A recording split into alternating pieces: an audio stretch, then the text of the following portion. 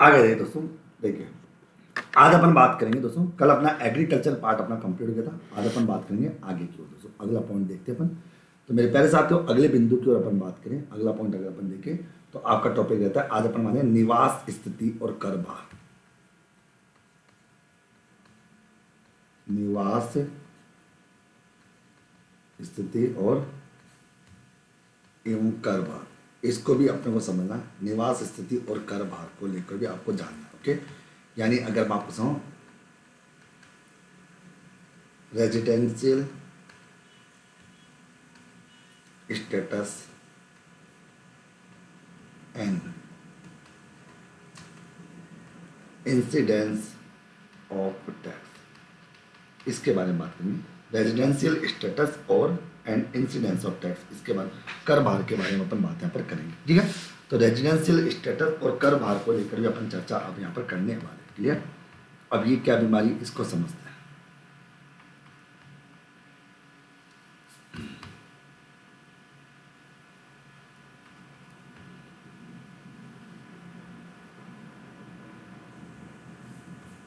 Okay, देखो तो अब ये क्या होती है,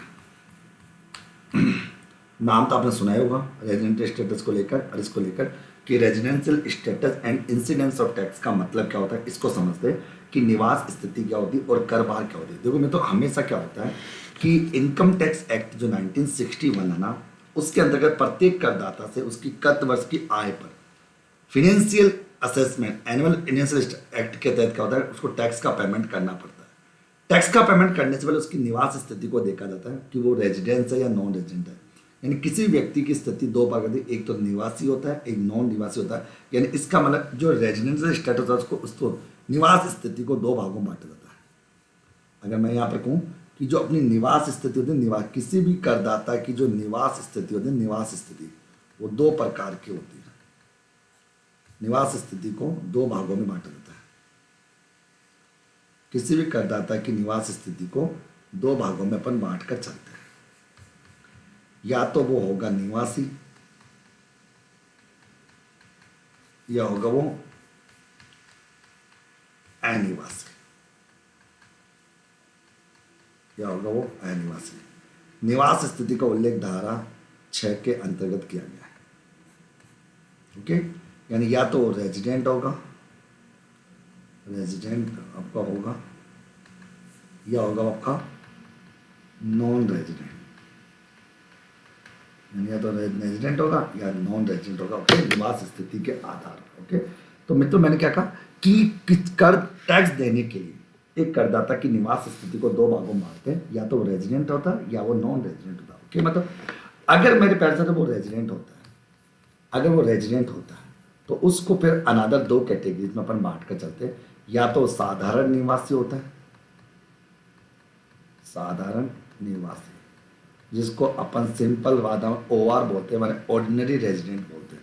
या वो दोस्तों असाधारण निवासी होता है, असाधारण निवासी होता है जिसको अगर अपन असाधारण निवासी कहते हैं, जिसको होता है नॉट ऑर्डिनरी रेजिडेंट, इसको अपन कहते हैं। तो इस प्रकार से निवास स्थिति को अपन पढ़ेंगे। निवास स्थिति को जानना जरूरी होता है और निवास स्थिति को समझना जरूरी होता है। ओके, यानी करदाता की जो निवास स्थिति होती है उसका निर्धारण प्रत्येक गत वर्ष में करदाता की निवास, यानी जो इस निवास स्थिति का निर्धारण प्रति वर्ष गत वर्ष के आधार पर किया जाता है।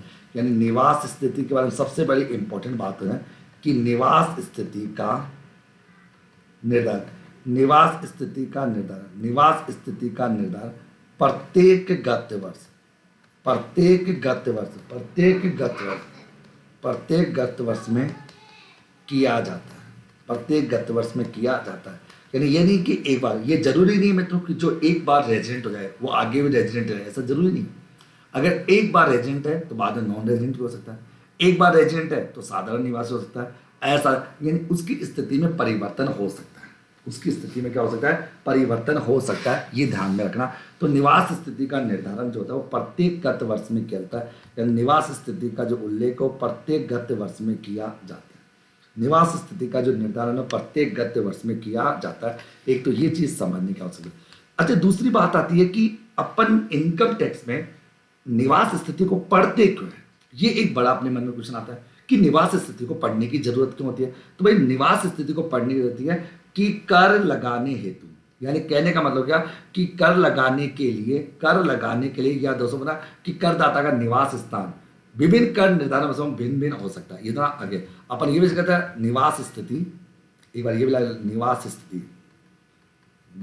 स्थिति ओके, विभिन्न कर निर्धारण वर्षों में भिन्न भिन्न हो सकता है। ये बात तो सही है कि निवास स्थिति जो है अलग अलग केस में अलग अलग हो सकती है। ये नहीं है कि एक बार वो रेजिडेंट होगी तो हमेशा ही रेजिडेंट रहेगा, ये जरूरी नहीं है। अगर ठीक है तो मित्रों मैंने क्या कहा, मैंने यहाँ पर कहा दोस्तों कि निवास स्थिति का निर्धारण जो होता है वो प्रत्येक गत वर्ष में किया जाता है। निवास स्थिति होती है वो विभिन्न कर निर्धारण वर्षों में क्या होती है, अलग अलग होती है। हर निर्धारण वर्ष में हर प्रकार के असेसमेंट ईयर में क्या होती है, अलग अलग होती है। ये ध्यान में रखने की आवश्यकता होगी तो ओके। उसके बाद दोस्तों अब तो ये भी आवश्यक नहीं कि करदाता की निवास स्थिति की जो निवास स्थान की जो स्थिति किसी कर निर्धारण में हो आगामी वो हो, ये जरूरी तो नहीं अपना ओके, ये जरूरी नहीं होता। अब बात आती है मित्रों कि निवास स्थिति का निर्धारण क्यों किया जाता है। तो निवास स्थिति का निर्धारण कर लगाने हेतु किया जाता है, कर लगाने के लिए। तो अपन कहते हैं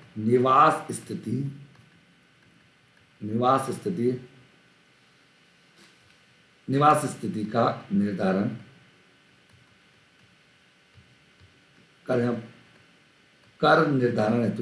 कर निर्धारण हेतु किया जाता है, कर निर्धारण हेतु किया जाता है ओके। तो निवास स्थिति का जो निर्धारण कर निर्धारण के लिए किया जाता है, ये चीज भी आपको समझनी। तो तीन बातें जरूरी है, उसके बाद अपन चलेंगे आगे, अपन समझेंगे कि दोस्तों कैसे कैसे लोगों को कैसे कैसे भागों में बांटा गया। तो पहली बात हो कि निवास स्थिति का निर्धारण प्रत्येक गत वर्ष में किया जाता है ओके। निवास स्थिति गत वर्ष के आधार पर देखी जाती है क्योंकि इनकम गत वर्ष में ही कमाई जाती है। और निवास स्थिति जो होती है वो अलग अलग असेसमेंट ईयर के लिए अलग अलग हो सकती है। ये जरूरी नहीं है कि अगर कोई व्यक्ति 2018-19 के अंतर्गत अगर रेजिडेंट था तो 2019-20 में भी रेजिडेंट है, ये जरूरी नहीं है। वो कभी रेजिडेंट हो सकता है, कभी नॉन रेजिडेंट हो।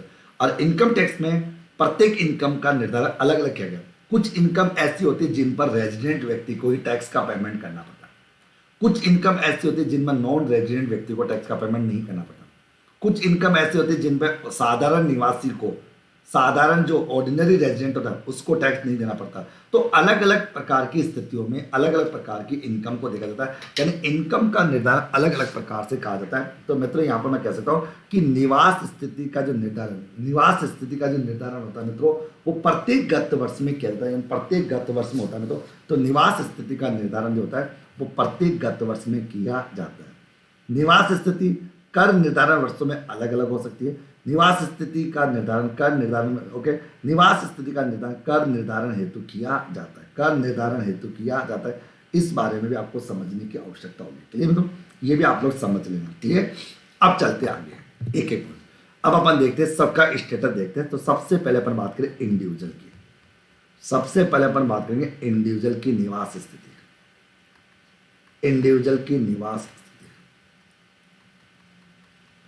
सबसे पहले मैं आपको इंडिविजुअल की निवास स्थिति के बारे में बताऊंगा कि इंडिविजुअल की निवास स्थिति कैसे देखी जाती है। तो एक इंडिविजुअल व्यक्ति की जो निवास स्थिति होती है उसको कैसे डिटरमाइन किया जाता है, ये समझने की आवश्यकता है कि एक इंडिविजुअल की निवास स्थिति को कैसे डिटरमाइन किया जाता है ओके, ये समझते हैं। अब देखो इसका उल्लेख धारा 6(1) में किया गया, धारा 6(1) में। तो एक इंडिविजुअल को दोस्तों अगर मैं कहूँ, एक इंडिविजुअल को निवास स्थिति के आधार पर दो भागों में बांटा गया है, एक होता है निवासी, एक होता है अनिवासी। ओके बताओ आगे।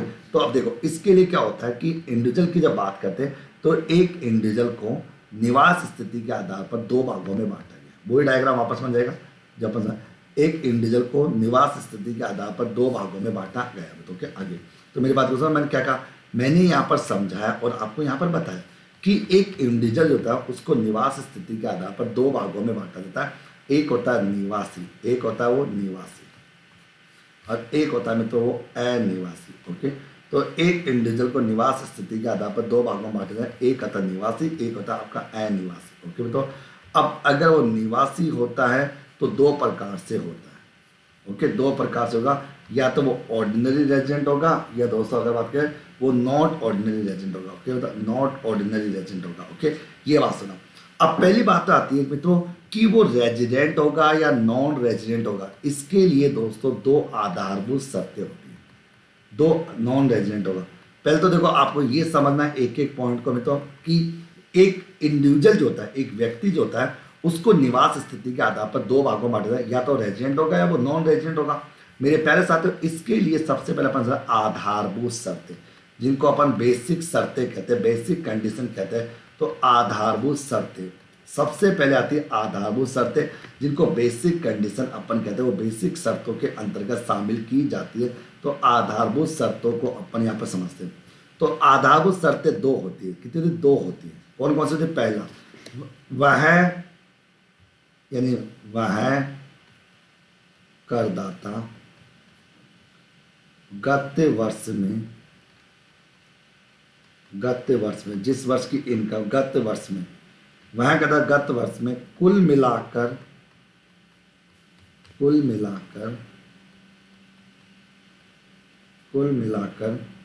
182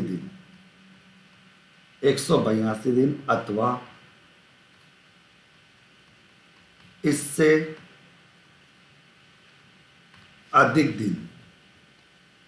अधिक अवधि के लिए भारत में रहा हो। ओके, रहा हो, ओके। तो मित्रों का वह करता था गत वर्ष में कुल मिलाकर ये लगातार नहीं, पूरे साल भर में कुल मिलाकर 182 दिन या इससे अधिक दिन कहां पे रहा हूं? भारत में रहा हूं। एक तो ये शर्त होगी, इसकी बेसिक शर्त होती है जिसको आधारभूत अपन शर्त कहते हैं। और भारत में कहीं पर रहो, ठीक है, चाहे वो आपका गुजरात में हो, चाहे तो आपका जयपुर में हो, चाहे राजस्थान में, चाहे यूपी हो, चाहे हरियाणा, कहीं भारत मतलब भारत है। पहली कंडीशन तो ये ध्यान आगे, ठीक है। फिर मैं कहता हूँ तो दूसरी गत वर्ष से तुरंत पूर्व के 4 वर्षों में वह कुल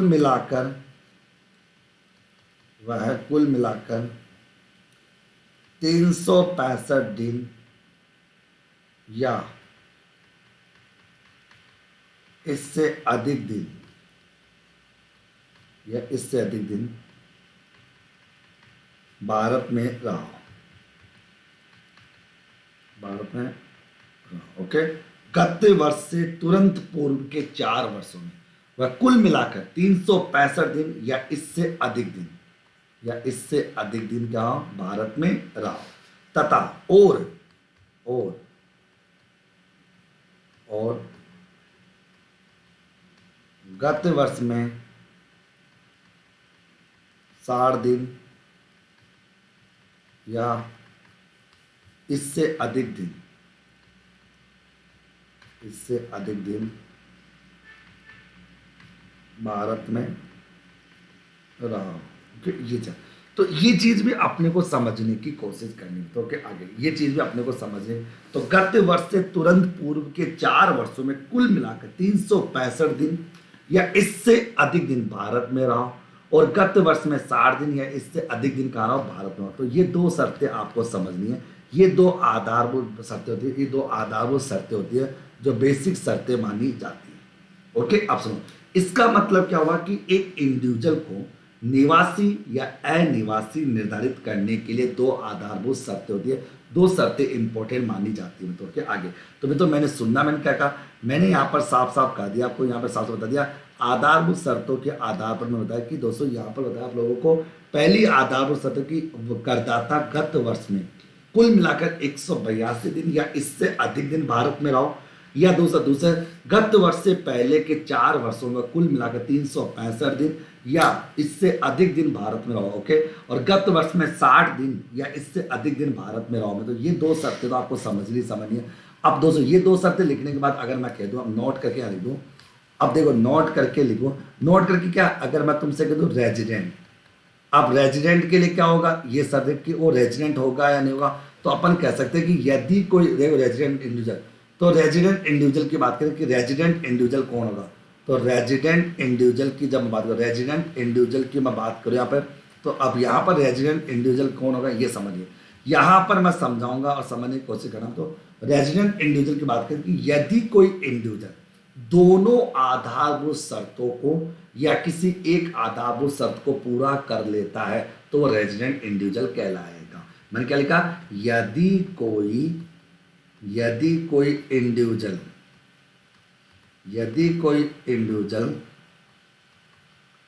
दोनों आधारभूत शर्तों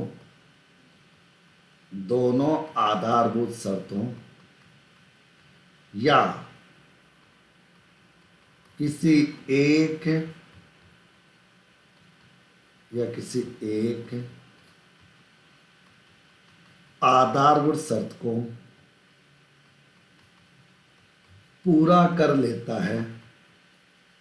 को पूरा कर लेता है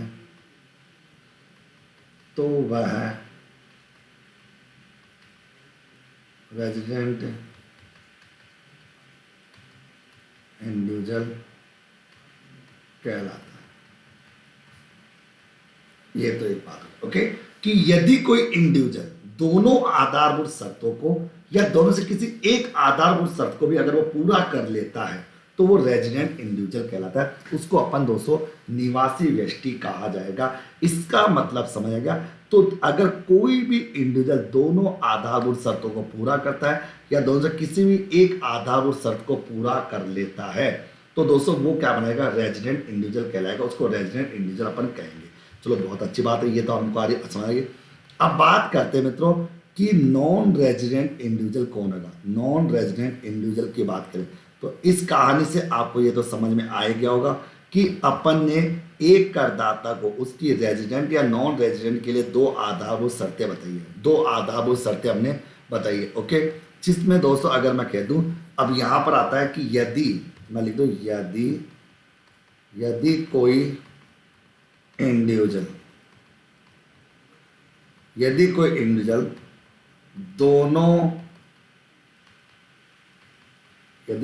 दोनों आधारभूत शर्तों या दोनों आधारभूत शर्तों को पूरा नहीं करता, यानी यदि दो आधारभूत शर्तों को पूरा नहीं करता तो वह नॉन रेजिडेंट इंडिविजुअल कहलाता है। तो मेरी बात आपको अच्छे से समझ में आ गई होगी। ओके, कहलाता है। मैंने इतना सिंपल शब्द में समझा दिया आपको कि मैंने बता दिया कि यदि कोई इंडिविजुअल दोनों आधारभूत शर्तों को पूरा करता ही नहीं है या एक पूरी नहीं करता है, दोनों ही पूरी नहीं करता है, एक ही बात है भाई। देखो सीधा यहाँ दोनों, तो अगर दोनों आधारभूत शर्तों को पूरा नहीं करता है तो वो नॉन रेजिडेंट इंडिविजुअल कहलाता है। उसको नॉन रेजिडेंट, तो एक तो हो जाएगा मेरे प्यार से आपका रेजिडेंट इंडिविजुअल हो जाएगा, एक आपका नॉन रेजिडेंट इंडिविजुअल हो जाएगा। तो यदि कोई इंडिविजुअल जो है वो दोनों आधारभूत शर्तों को पूरा नहीं करता तो मित्रों वह नॉन रेजिडेंट इंडिविजुअल कहलाता है। उसको नॉन रेजिडेंट इंडिविजुअल अपन कहते हैं। तो एक तो ये चीज़ भी आपको जानने की है, इस चीज़ को भी समझने की कोशिश आप अच्छे से कर लेना। ओके, तो कोई भी यदि कोई इंडिविजुअल जो होता है वो दोनों आधारभूत शर्तों को पूरा नहीं करता तो मित्रों वो नॉन रेजिडेंट इंडिविजुअल, उसको नॉन रेजिडेंट इंडिविजुअल अपन नॉन रेजिडेंट इंडिविजुअल अपना वो कहलाएगा। इसके बारे में भी आपको समझने की कोशिश आपको यहाँ पर करनी। ओके, तो अब मित्रों क्या होता है कि इसका कोई अपवाद होता है।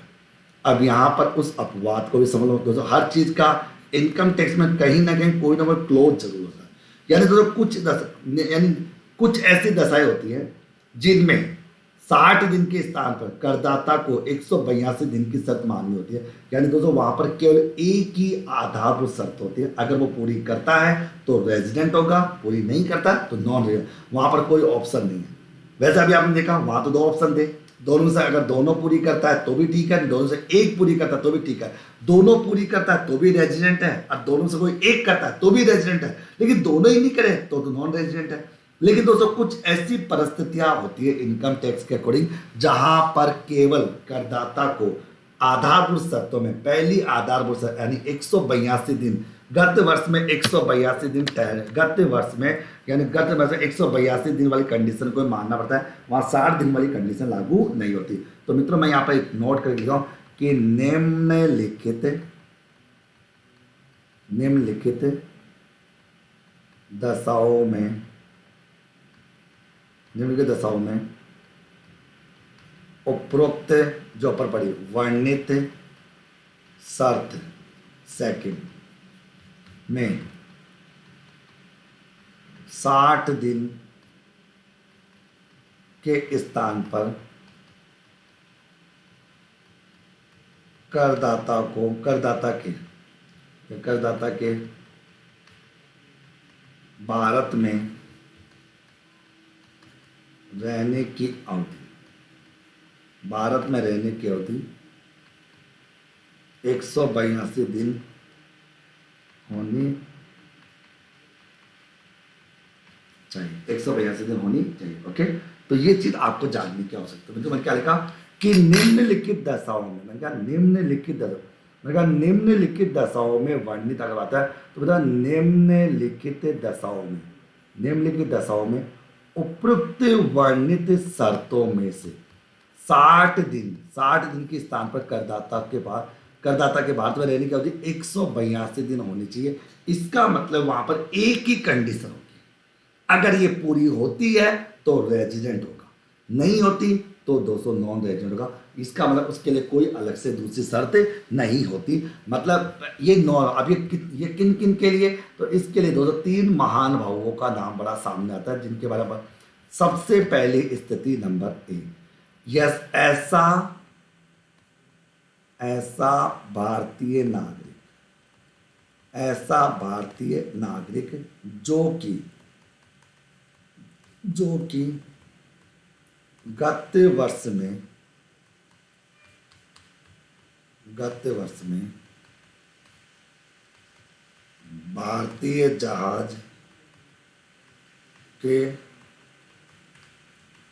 कर्मचारी के रूप में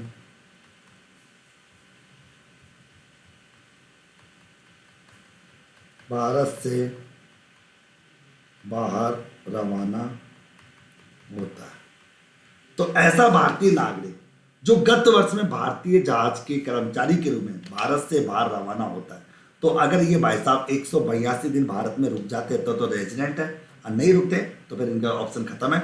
अगर 181 दिन में अगर प्रीवियस ईयर में रुकते हैं, चाहे उससे पहले भारत में पड़े रहते होंगे, इससे कोई मतलब नहीं, चाहे उससे पहले भारत में पड़े रहते इससे कोई मतलब नहीं है, तो भी इन भाई साहब को नॉन रेजिडेंट ही माना जाएगा। मैंने क्या कहा कि एक ऐसा भारतीय नागरिक जो गत वर्ष में भारतीय जहाज के कर्मचारी के रूप में भारत से बाहर रवाना होता है, तो मित्रों इन भाई साहब के लिए 182 वाली कंडीशन अगर पूरी होती है तो ठीक है।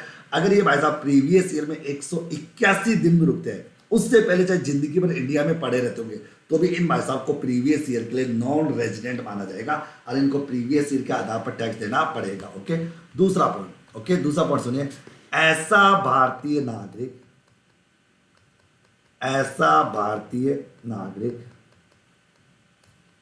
जो गत वर्ष में भारत के बाहर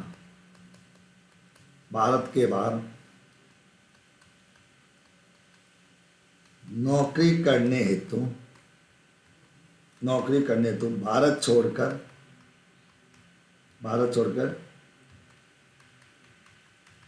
जाता है। ओके, तो ऐसा भारतीय नागरिक जो गत वर्ष में भारत का नौकरी करने तो भारत छोड़कर जाता है अथवा ओके जाता है, भारत छोड़कर जाता है। ओके, फिर आता है तीसरा पॉइंट। तीसरा पॉइंट होता है तो आपका भारतीय मूल का व्यक्ति या भारतीय नागरिक जो सामान्यतः भारत के बाहर रहता है, जो सामान्यतः भारत के बाहर रहता है तथा जो सामान्यतः भारत के बाहर रहता है तथा तथा गत वर्ष में भारत में भ्रमण के लिए आता है।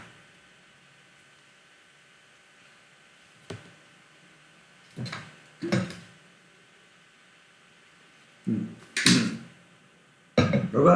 अब सुनिए, यहां पर सीधी बात है, तो ये तीन ऐसे व्यक्ति हैं, इन तीन परिस्थितियों में इन तीनों को रेजिडेंट होने के लिए केवल एक कंडीशन को पूरा करना होता है।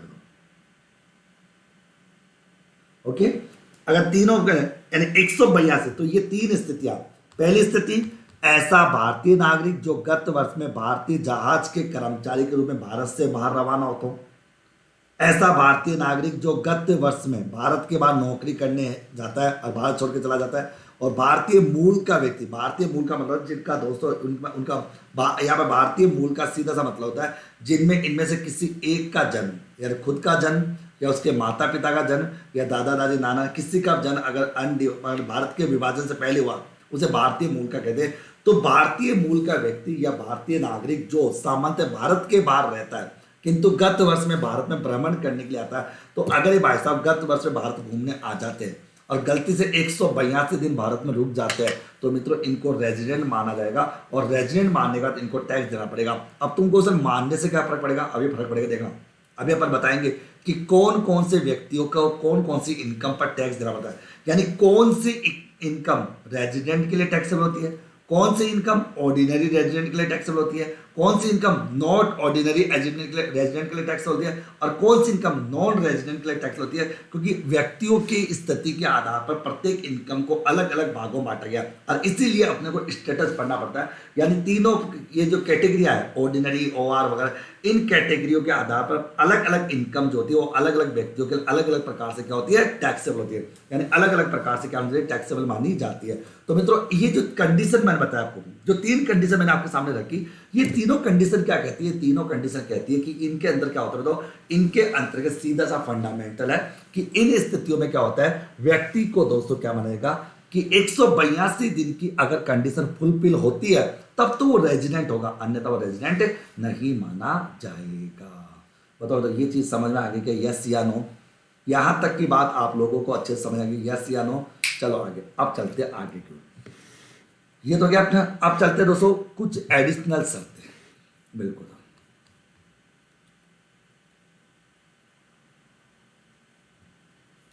एडिशनल अतिरिक्त शर्तें। अब आता है दोस्तों सेकंड पॉइंट, बी पॉइंट आता है आपका अतिरिक्त शर्तें।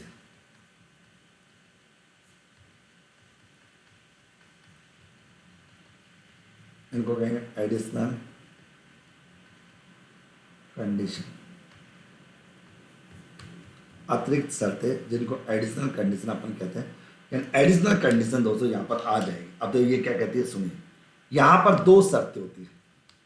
अभी एडिशनल कंडीशन दो शर्तों को पूरा करते हुए दो शर्तें यहाँ पे होती है। पहले मैं शर्तें लिख देता हूँ फिर बताऊंगा क्या काम की चीज है। सबसे पहले करदाता गत वर्ष से तुरंत, करदाता गत वर्ष से तुरंत पूर्व के 10 वर्षों में कम से कम 2 वर्ष भारत में निवासी रहो। ओके, करदाता गत वर्ष से तुरंत पूर्व के करदाता गत वर्ष से तुरंत पूर्व के 10 वर्षों में कम से कम 2 वर्ष भारत में क्या रहो, निवासी रहो। ओके, तो मैंने क्या लिखा कि करदाता गत वर्ष से तुरंत पूर्व के 10 वर्षों के लिए 10 वर्ष कम से कम 2 वर्ष भारत में क्या रहो, निवासी रहो, निवासी रहो। ओके, तो आगे अथवा आगे लिखे हम लोग लिखे यहाँ पे अर्थात 2 वर्ष इसका। अब देखो निवासी रहो, और निवासी कैसे रहेगा, जब वो 2 बेसिक कंडीशन को पूरा करने पर। भाई निवासी कैसे होगा, जब वो दो वर्षों में बेसिक कंडीशन को क्या कर लेता है, पूरा कर लेता है। तो करदाता गत वर्ष से पहले तुरंत पहले के 10 सालों में कम से कम 2 वर्षों के लिए भारत में निवासी होना चाहिए। और निवासी कैसे होगा, निवासी होने का मतलब हो गया कि वो 2 सालों में आधारभूत शर्तों को क्या करता हूं, पूरी करता हूं, यही हुआ।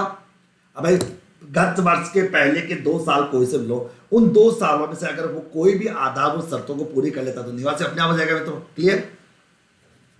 आगे सेकंड पॉइंट, करदाता गत वर्ष से तुरंत पूर्व के 7 वर्षों में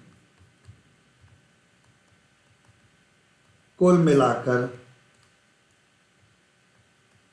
730 दिन या इससे अधिक दिन भारत में। ओके, आगे यानी करदाता गत वर्ष से तुरंत पूर्व के 7 सालों में कुल मिलाकर 730 दिन या इससे अधिक दिन कहां पर रहो, भारत में। 730 दिन या इससे अधिक दिन कहां पर रहो, भारत में रहो। लगातार या पूरे नहीं, लगातार कोई जर्नी है। अरे 10 सालों से कोई से भी 2 साल में रेजिडेंट रह जाओ, उसको बोलते हैं। 10 सालों में से कभी भी 2 साल ऐसे निकाल दिए, 2 वर्ष ऐसे निकल गए होंगे, वो लगातार भी हो सकते हैं, अलग अलग भी हो सकते हैं, कुछ 10 साल होने चाहिए, उस साल में कोई से भी रसीदार। ओके, तो इसका मतलब क्या हुआ कि करदाता गत वर्ष से तुरंत पूर्व के 7 वर्षों में कुल मिलाकर 730 दिन या इससे अधिक दिन कहां पर रहो, मतलब भारत में रहो। 730 दिन या इससे अधिक दिन कहां पर रहो, भारत में रहो। तो ये 2 आधारभूत, 2 इसकी एडिशनल शर्तें होती है, 2 एडिशनल शर्तें। अरे भाई सीधी सी बात है, मैं कह दूं, सपोज करो मित्रों, अभी आपका प्रीवियस ईयर मान लो, प्रीवियस ईयर है 2020, ये प्रीवियस ईयर है। अब इस प्रीवियस ईयर से पहले के 10 साल कौन कौन से हो गए, 2019-20 हो गया, 18-19 हो गया, 17-18 हो गया, आपका 16-17 हो गया, आपका 15-16 हो गया, आपका 14, इस प्रकार से 10 साल। मान लो वो इस साल रेजिडेंट हो गया एक तो, और एक इस साल हो गया, तो 2 साल हो गए ना। तो 2 सालों में कभी भी वो रेजिडेंट हो गया होगा। और रेजिडेंट कैसे रहेगा भाई, रेजिडेंट कैसे होगा, रेजिडेंट कैसे होगा, जब वो आधारभूत शर्तों को पूरा कर ले। कौन सी, दोनों को या एक को, तो या तो दोनों को करा ले या एक को कर ले, एक ही बात है। या तो दोनों को पूरी कर ले या एक को कर ले, एक ही बात है। तो कहने का मतलब दोस्तों क्या होता है कि यहां पर मेरी बात को सुनना या समझने की कोशिश करो। आगे देखो, यहां पर मैं क्या आगे, ठीक है। तो एडिशनल कंडीशन, अब सुनिए, तो एडिशनल कंडीशन क्या क्या होती है। पहली तो या तो करदाता गत वर्ष से पहले के 10 सालों में कम से कम 2 सालों के लिए भारत में रेजिडेंट रहो, अर्थात उस करदाता ने गत वर्ष से पहले के गत वर्ष से पहले के 10 सालों के गत वर्ष से पहले के 10 सालों में से कम 2 सालों में 2 सालों के लिए दोस्तों उसने आधारभूत शर्तों को पूरा कर लिया। दूसरी शर्त होती है गत वर्ष से पहले के 7 सालों में कुल मिलाकर 730 दिन या इससे अधिक दिन कहां पर टिक जाओ, भारत में अगर टिक जाता है तो मित्रों यहां पर ऐसी स्थिति जब सामने आ जाती है तो ऐसी स्थिति में दोस्तों अपन क्या है उस करदाता को क्या बोलेंगे, वो दोस्तों पहले एक कंडीशन। अब सुनिए दोस्तों, अब यहां पर बात करते हैं तुम्हारे सामने सिंपल सी बात, नो बकवास। मैं अगर तुमसे कह दूं साधारण निवासी यानी ऑर्डिनरी रेजिडेंट, अब ऑर्डिनरी रेजिडेंट की बात करें, ऑर्डिनरी रेजिडेंट की बात करें, ऑर्डिनरी रेजिडेंट इंडिविजुअल की बात करें। अब ओआर कौन होगा ये समझने की आवश्यकता है, तो मैं यहां पर सिंपल शब्दों में समझाता हूं ओआर कि अगर कोई भी रेजिडेंट कर, देखो मैं क्या लिखूंगा, सुना मेरी बात को, एक एक शब्द इनकम टैक्स पढ़ते समय में तो शब्दों के साथ धीरे धीरे समझना है, ये डेंजर होती है दोस्तों। क्यों? क्योंकि तुम इसको डेंजर बना देते हो। अगर शब्दों के साथ समझोगे, अभी तो मैं इसका प्रैक्टिकल पूछूंगा। मैंने कहा कि यदि कोई रेजिडेंट इंडिविजुअल, अब मैंने यहां पर रेजिडेंट इंडिविजुअल क्यों लिखा, क्योंकि भाई साहब वो रेजिडेंट तो हो ही गया ना, तभी तो आगे पढ़ रहे हैं। यदि कोई रेजिडेंट इंडिविजुअल दोनों दोनों अतिरिक्त दोनों अतिरिक्त शर्तों को पूरा करता है। ओके, यदि कोई रेजिडेंट इंडिविजुअल दोनों अतिरिक्त शर्तों को पूरा करता है तो वह साधारण निवासी होगा। साधारण निवासी यानी ऑर्डिनरी रेजिडेंट OR होगा, तो साधारण निवासी होगा। लेकिन दोस्तों मैं क्या लिखा, दोनों शर्तों को पूरा करता है, तो दोनों अर्थ, दोनों इंपॉर्टेंट है, दोनों अर्थ। अगर एक को करता है एक को नहीं करता तो नहीं होगा। तो जैसे वहां तो क्या चलता था कि रेजिडेंट होने के लिए एक कर दे तो भी काम चल जाएगा, लेकिन यहां पर काम नहीं चलेगा। यहां तो भाई साहब को दोनों ही शर्तों को पूरा करना होगा मित्रों। फिर मैं तुमसे कह दूं दोस्तों, इसी प्रकार से नॉट नॉन, अगर नॉट ऑर्डिनरी रेजिडेंट। अब नॉट ऑर्डिनरी रेजिडेंट क्या होता है, अब इसको भी समझ लो ऐसा कि नॉट ऑर्डिनरी रेजिडेंट इंडिविजुअल क्या होता है, इसको भी अपन को समझने की कोशिश अपने को करनी है। अब ये क्या होता है तो अब क्या लिखो, इसमें क्या लिखोगे, मैं लिखूंगा साफ साफ कि यदि कोई रेजिडेंट इंडिविजुअल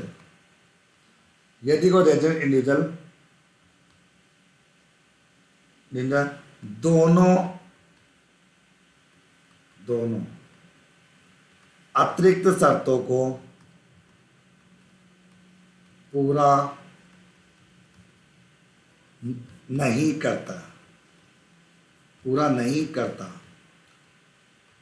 या पूरा नहीं करता, बस ये लिखो। तो इसका मतलब क्या हुआ कि कोई भी रेजिडेंट इंडिविजुअल दोनों अतिरिक्त शर्तों को पूरा नहीं करता, दोनों अतिरिक्त शर्तों को पूरा नहीं करता, तो उसे अपन नॉट ऑर्डिनरी रेजिडेंट अपन कहेंगे। तो बताओ ये चीज समझ में आ गई क्या। तो इंडिविजुअल को दोस्तों उसकी रेजिडेंशियल स्टेटस के आधार पर बांटने के लिए इनकम टैक्स एक्ट 1961 सेक्शन 6(1) में कहा गया कि कोई भी रेजिडेंट मित्रों रेजिडेंट होगा या नॉन रेजिडेंट होगा, निवासी होगा या अनिवासी होगा, इसके लिए मित्रों क्या होता है, दो आधारभूत शर्तें होती है। ओके, और उन शर्तों के आधार पर दोस्तों अपन अतिरिक्त शर्तों का निर्माण करते हैं। तो मेरे प्यारे साथियों मैंने बताया दोस्तों, यहां पर नॉट ऑर्डिनरी रेजिडेंट की बात आती है, तो कोई भी रेजिडेंट इंडिविजुअल अगर दोनों अतिरिक्त शर्तों को पूरा नहीं करते मित्रों तो उसे नॉट ऑर्डिनरी रेजिडेंट माना जाएगा। ओके, अगर दोनों अतिरिक्त शर्तों को पूरा कर दिया जाता है मित्रों, ओके, तो उसे अपन ऑर्डिनरी रेजिडेंट अपन यहां पर कहेंगे। अब बताओ मैं तो यहां तक बात समझ में आई है नहीं। ओके, यहां तक बात समझेंगे आप लोगों को आगे, ठीक है। अब सुनिए कुछ इंपॉर्टेंट बातें जो इस पर, अब देखो इसके अंतर्गत आता है एक्सप्लेनेशन। दोस्तों इनकम टैक्स में क्या होता है, एक्सप्लेनेशन भी बड़ा इंपॉर्टेंट होता है कि एक्सप्लेनेशन करना भी जरूरी होता है, ओके, मतलब आगे कि किसी भी चीज को समझने के लिए, हाँ बिल्कुल होता है, नहीं फाइनेंशियल अलग होता है। अब आता है एक्सप्लेनेशंस की बात करें यहाँ पे। अब एक्सप्लेनेशन में आता है सबसे पहली बात तो पॉइंट नंबर ए ये आता है कि यदि कोई इंडिविजुअल करदाता अपने आप को नॉट ऑर्डिनरी रेजिडेंट मानता है, अपने आप को नॉट ऑर्डिनरी रेजिडेंट मानता है, तो यह सिद्ध करने का उत्तरदायित्व स्वयं करदाता का होगा, पहली बात। ओके, बता के दूसरा इंपॉर्टेंट पॉइंट ये मित्रों कि भारत में रहने के कुल दिनों की संख्या में भारत में आने का दिन व छोड़ने का दिन छोड़कर जाने का दिन, दोनों को सम्मिलित किया जाता जाएगा। भी तो मैंने क्या लिखा कि रहने के भारत में रहने के कुल दिनों की गणना जब की जाती है, तो भारत में रहने के कुल दिनों की गणना गणना करने हेतु गणना करने हेतु भारत में आने का दिन भारत में आने का दिन वह भारत छोड़कर जाने का दिन, दोनों को सम्मिलित किया जाएगा, दोनों को सम्मिलित किया जाएगा। ओके। लेकिन दोस्तों अगर समय दे दे, अगर उसके आने का समय और जाने का समय अगर ज्ञात होता है, अगर उस इंडिविजुअल का आने का समय और जाने का समय अगर ज्ञात होता है, तो 48 घंटे को 24 घंटे को एक दिन माना जाएगा। 24 घंटे को एक दिन माना जाएगा यदि करदाता के दोस्तों आने का समय और जाने का समय ज्ञात होता है, तो ऐसी स्थिति में 24 घंटे को एक दिन माना जाएगा। और यदि घंटों को स्पष्टीकरण नहीं कर सकते, कब आया था कब जा रहा था, तो आने का दिन और जाने का दिन, जैसे सपोज करो तो अगर मैं कह दूं कि एक व्यक्ति भाई साहब अभी 3 बजे मतलब इंडिया आता है और कल सुबह 10 बजे इंडिया से रवाना हो जाता है, लेकिन मानो उसको समय नहीं पता, बोले यार मैं कल आया तो था, कब आया था पता नहीं, और आज जा रहा हूँ, तो ये दिन और ये दिन 2 दिन हो जाएगा। और यदि वो कह दे कि कल 3 बजे आया था और आज सुबह 10 बजे जा रहा हूँ, तो मैं तो यहाँ 24 घंटे से कम है ज़्यादा है, 24 घंटे से कम है, तो कुछ नहीं मानेगा, एक भी दिन नहीं मानेगा, ये मानेगा कि वो एक दिन भी नहीं रुका। ओके। तो ये धारणा, ये 2 बातें आपको समझने की कोशिश करनी है। तो बताओ तो ये स्थिति आपको समझ में आई नहीं? यस या नो?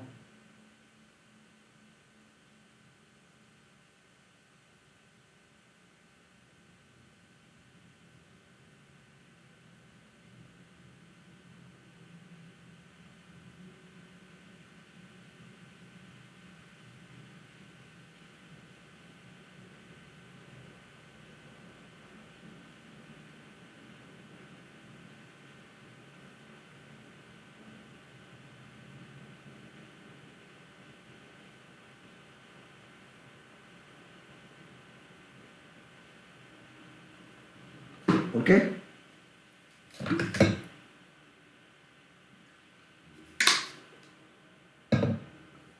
आगे तो यहां तक की बात आ जाएगी। तो भारत में रहने के कुल दिनों की गणना करने हेतु भारत में आने का दिन और भारत छोड़कर जाने का दिन, दोनों को अपन सम्मिलित करेंगे। आने का दिन और जाने दोनों को अपन यहाँ पर सम्मिलित करेंगे, कंसिडर यहाँ पर करेंगे। क्लियर? अब चलते हैं आगे को। तो मित्रों ये बताओ आपको इंडिविजुअल की निवास स्थिति समझ में आ गई क्या? इंडिविजुअल की निवास स्थिति समझ में आ गई क्या? यस या नो? इंडिविजुअल की निवास स्थिति समझ में आ गई क्या?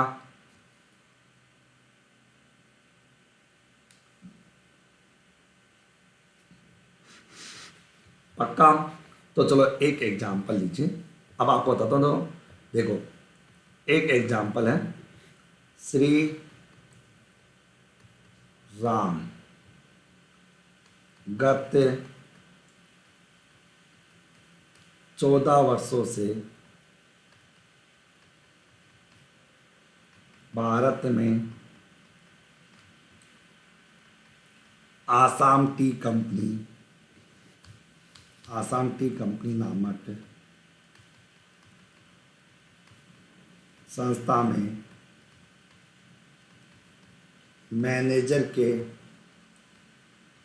मैनेजर के पद पर कार्य कर रहे हैं। श्री राम गत 14 वर्षों से भारत में आसाम टी कंपनी नाम आसाम श्री राम गत 14 वर्षों से भारत में आसाम टी कंपनी नामक संस्था में मैनेजर के पद पर कार्य कर रहे हैं। ओके, कोई बात नहीं। आसाम में वे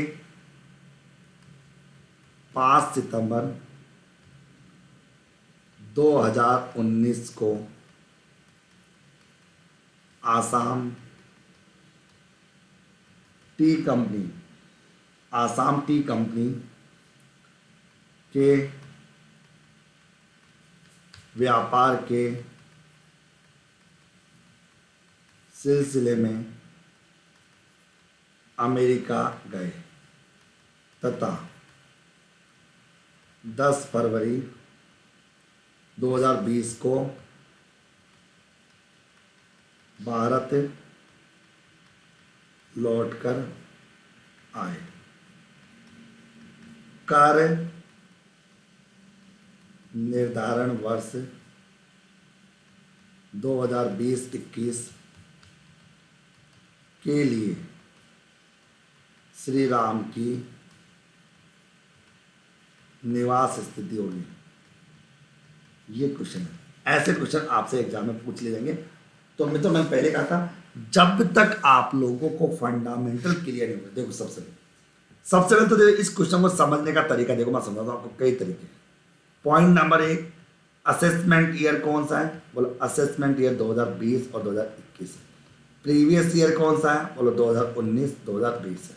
तो अपने को ये चेक करना है भाई साहब को कि वो 1 अप्रैल 2019 से लेकर 31 मार्च 2020 तक कहां पर था, ये देखना। तो भाई साहब पहले तो भारत में काम करते थे।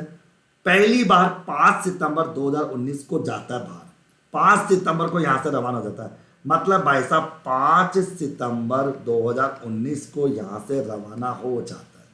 तो 5 सितंबर को रवाना, इसका मतलब दोस्तों मैं ये कह दूं तुम लोगों से कि भाई 1 अप्रैल 2019 से लेकर 1 अप्रैल 2019 से लेकर, बताओ मैं तो, से लेकर 4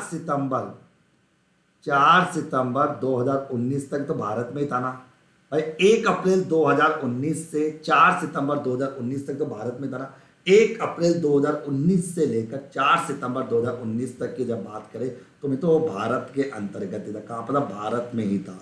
1 सितंबर 2019 से लेकर 4 सितंबर 2019 तक भाई साहब कहाँ पर? भारत में थे। क्लियर? ये तो बात क्लियर है कि वो भाई साहब भारत में थे। तो 1 सितंबर 2019 से लेकर 4 सितंबर 2019 तक भाई साहब भारत में थे। ओके, तो पहले चेक कर लो भैया, चेक कर लो। फिर वापस कब लौटा? 10 फरवरी को। इसका मतलब क्या हुआ कि वो भाई 10 फरवरी को वापस हो। तो 10 फरवरी से लेकर 10 फरवरी 2020 तक क्या था? वो भारत में नहीं था। तो इसके अलावा दोस्तों 11 फरवरी से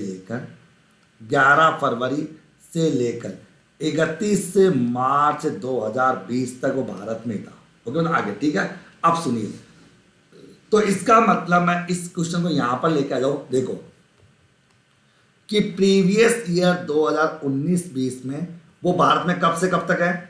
1 अप्रैल 2019 से लेकर 4 सितंबर 2019 तक, एक तो ये भारत में है।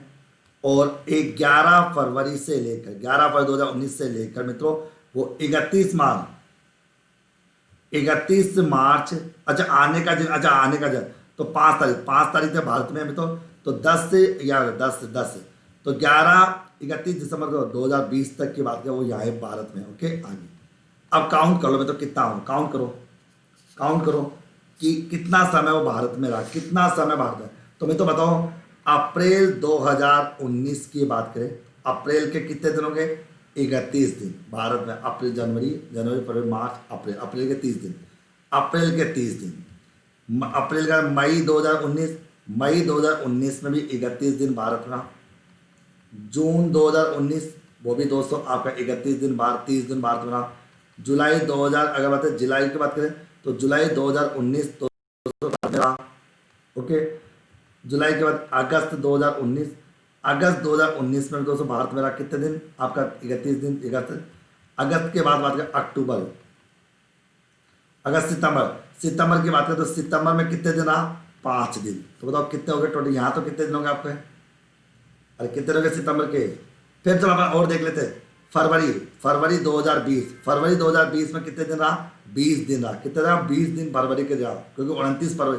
ओके, और फरवरी के बाद मार्च 2020 की बात करो तो बात कितना? 31 दिन। तो बताओ प्रीवियस ईयर में कितने दिन रहा? तो इनको जब टोटल करोगे तो 209 दिन। इसका मतलब भाई साहब 209 दिन भारत में रहा, 209 दिन भारत में रहा। अच्छा, यहाँ पर फरवरी में कितने दिन हो जाएंगे? 29। तो 209 दिन। तो प्रीवियस ईयर की बताओ वो प्रीवियस ईयर की पहली शर्त पूरी करा नहीं करा कि प्रीवियस ईयर में 182 दिन भारत है। अच्छा, दूसरी भी पूरी कर रहा है, भाई ये भाई साहब श्री राम जो है ना, वो दोनों आधारभूत शर्तों को पूरी कर रहा है। 182 दिन भारत में है प्रीवियस ईयर में, फिर प्रीवियस ईयर में 60 दिन वो तो ही है, और इससे पहले कभी भारत से बाहर गए ही भाई, इससे पहले भारत के बाहर कभी गया ही नहीं है भाई साहब, तो पूरा भारत में पड़ा है। तो इसका मतलब ये दोनों आधारभूत शर्तों को पूरा कर रहा है, मतलब ये रेजिडेंट तो है, मतलब ये राम जो है वो निवासी तो है। अब बात करते हैं तो क्या बताओ ये अतिरिक्त शर्तों को भी पूरा करा नहीं करा। तो प्रीवियस ईयर से पहले जब ये भारत के बाहर गया ही नहीं, तो कॉमन सेंस की बात है, भारत में तो पड़ा था, तो भारत में पड़ा था, तो इसका मतलब क्या हुआ, ये दोनों अतिरिक्त शर्तों को भी पूरा करा है, मतलब ये भाई साहब आपका ऑर्डिनरी रेजिडेंट है।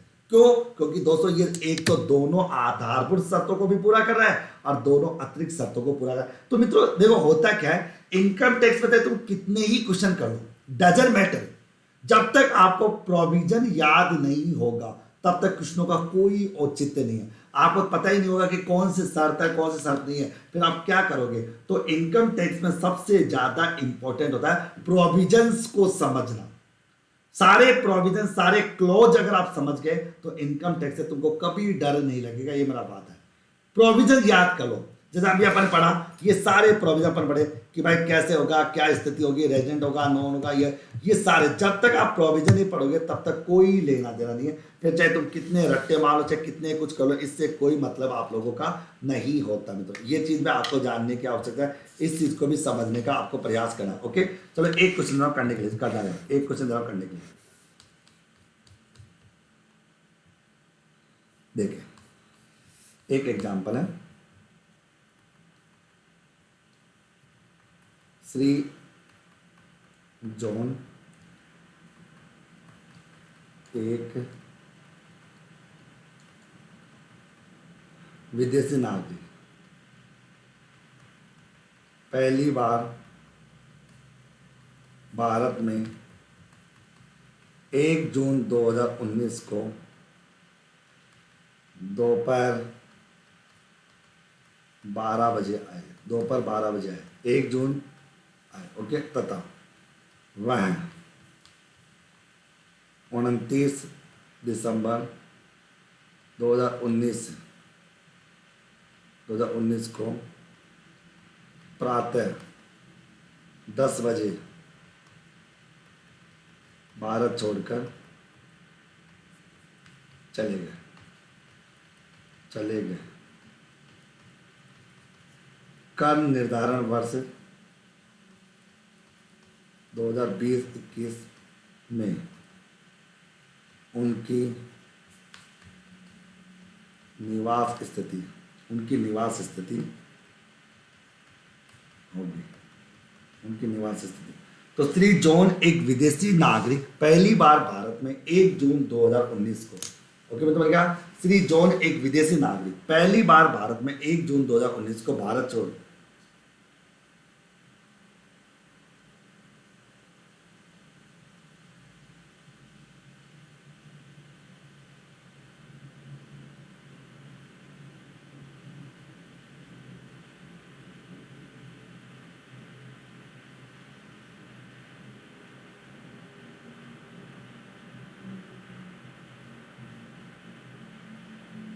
ओके आगे। तो श्री जॉन एक विदेशी नागरिक पहली बार भारत में 1 जून 2019 को दोपहर 12 बजे आए। वह 29 दिसंबर 2019 को प्रातः 10 बजे भारत छोड़कर चले गए। कर निर्धारण वर्ष 2020-21 में उनकी निवास स्थिति कैसे होगी, यहाँ पर आ रहा है उनकी निवास स्थिति कैसे रहेगी, इसके बारे में आपसे बातचीत की जा रही है। तो ये चीज भी आप लोगों को समझने की कोशिश आपको यहाँ पर करनी है। क्लियर? तो अब देखो बताओ ये कैसा होगा। पहले तो दोस्तों ये बताओ कि प्रीवियस ईयर में भाई साहब कितने दिन रुके इंडिया में, ये बताओ प्रीवियस ईयर में कितने दिन इंडिया में रुके, ये देखो पहले तो चेक करो। मतलब 1 जून को आए थे दोपहर 12 बजे, 1 जून को तो भूल जाओ, 1 जून को तो भूल जाए मैं तो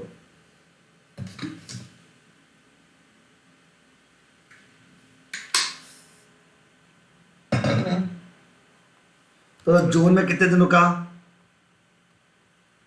जून 2019 में तो रुका दोस्तों आपका 29 दिन, जुलाई में रुका दोस्तों आपका 31 दिन, अगस्त में 31, सितंबर में 30, अक्टूबर में 31, नवंबर में 30 और दिसंबर में रुका 28 दिन।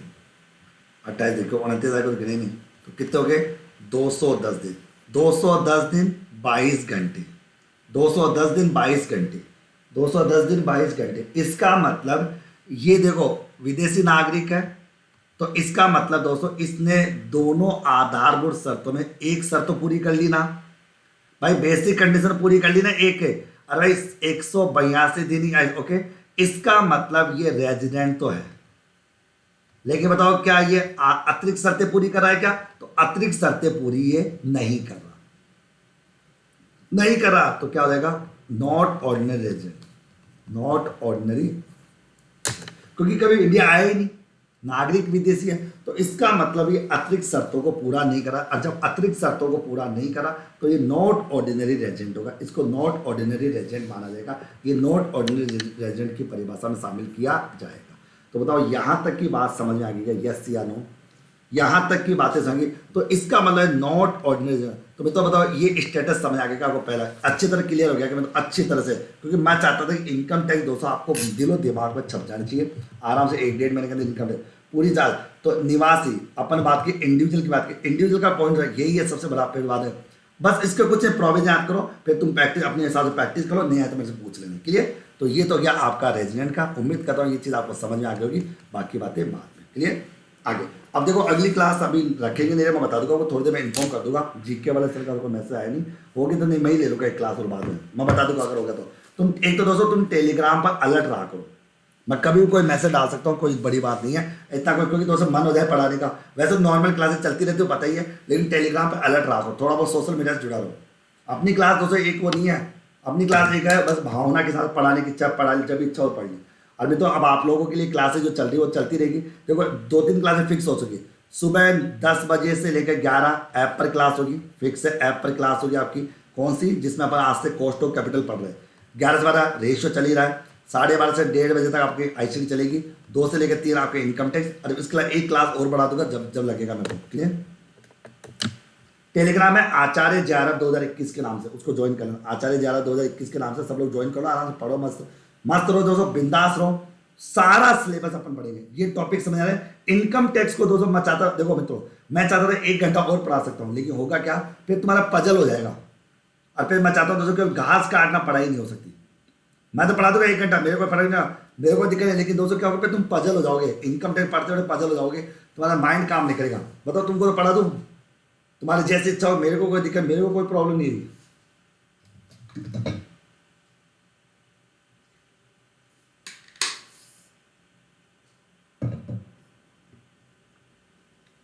ये तो समझ आना चाहिए, इसको पढ़ो अच्छे से। क्योंकि इनकम टैक्स को इजी बनाना तो दोस्तों कम से 1.5 महीना तो देना पड़ेगा पूरी इनकम टैक्स को पढ़ने के लिए। 1.5 महीना चाहिए मेरे को, 1.5 महीना में पूरा करा दो, ये गारंटी है।